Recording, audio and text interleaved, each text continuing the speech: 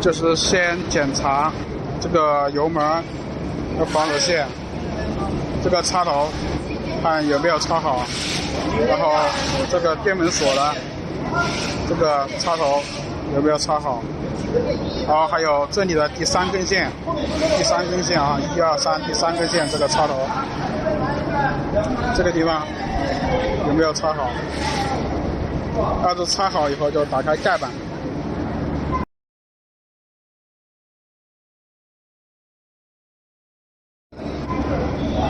打开盖板，测量一下电压。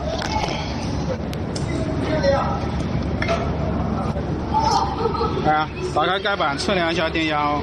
黑的接黑的，红的接这个插头的第一个红线，看有没有电压。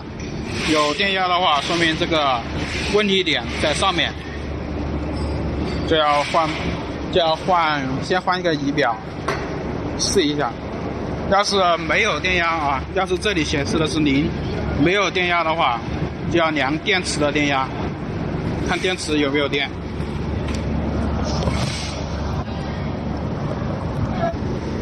看一下电池有没有电。